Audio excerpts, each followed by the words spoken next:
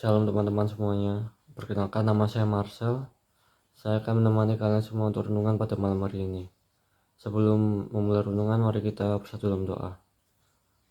Tuhan, terima kasih atas penyertaan-Mu pada hari ini. Semoga renungan yang akan saya sampaikan dapat berguna bagi teman-teman semua dan teman-teman dapat mendapatkan pelajaran yang berharga dari renungan ini. Buka pintu hati pikiran kami agar dapat menerima firman-Mu. Terima kasih Tuhan, dalam nama Tuhan Yesus, haleluya, amin. Saya akan membawakan firman renungan berjudul berproses. Segala sesuatu di dunia ini perlu proses. Tapi ketika bicara tentang tujuan hidup, kita cenderung ingin memenuhinya dengan cepat dan mudah. Kita jarang mau bersahabat dengan masa-masa ketika masih kebingungan, mencari tahu, dan berusaha. Terlebih lagi ketika harus berhadapan dengan perubahan. Mari kita melihat perjalanan dari tokoh Alkitab Simon Petrus, murid Yesus. Kita baca dari Yohanes 1 ayat 41 sampai 42. Andreas mula-mula bertemu dengan Simon saudaranya dan ia berkata kepadanya, "Kami telah menemukan Mesias, artinya Kristus." Ia membawanya kepada Yesus. Yesus memandang dia dan berkata, "Engkau Simon anak Yohanes, engkau akan dinamakan Kefas, artinya Petrus." Yang kedua, mari kita buka Matius 4 ayat 19 sampai 20. Yesus berkata kepada mereka, "Mari ikutlah aku dan kamu akan kujadikan penjala manusia." Lalu mereka pun segera meninggalkan jalannya dan mengikuti dia. Yang ketiga, mari kita buka Matius 16 ayat 18. "Dan aku pun berkata kepadamu, engkau adalah Petrus, dan di atas batu karang ini aku akan mendirikan jemaatku, dan dalam maut tidak akan menguasainya."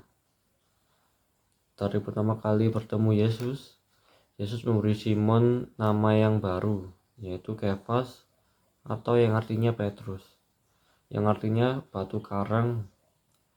Awalnya Petrus bekerja sebagai nelayan, tapi Yesus mengundangnya untuk menjadi penjala manusia.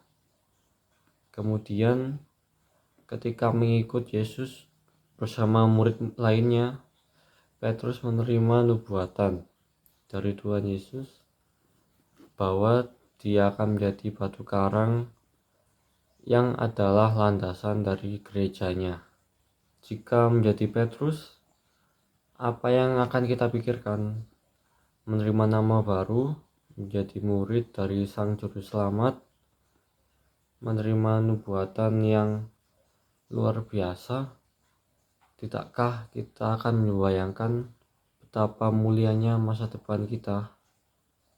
Tapi nyatanya di kemudian hari, orang-orang mau membunuh Yesus dan murid-muridnya dicari bukan lagi karena orang-orang ingin mendengar pengajarannya, tapi mau menyalibkan dia.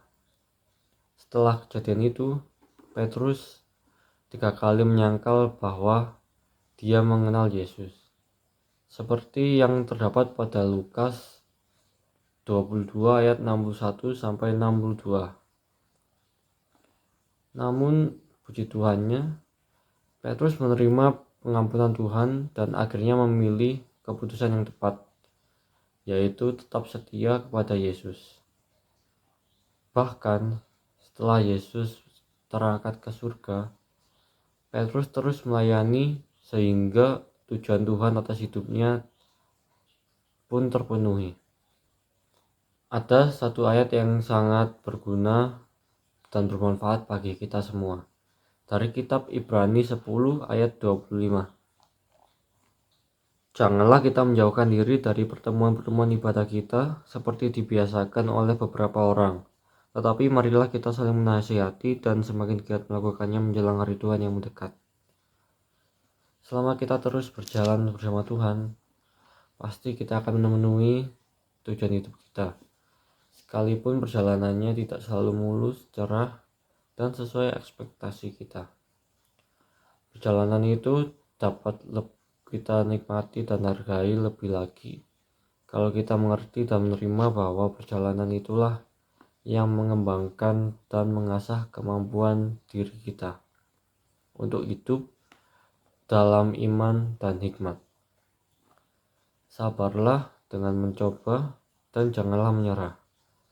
Tuhan selalu beserta kita, mendampingi kita di setiap proses hidup kita.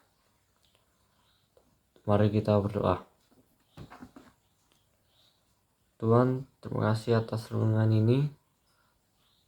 Semoga renungan yang telah saya sampaikan akan dapat berguna bagi kehidupan teman-teman semuanya. Terima kasih Tuhan, di dalam nama Tuhan Yesus, haleluya, amin.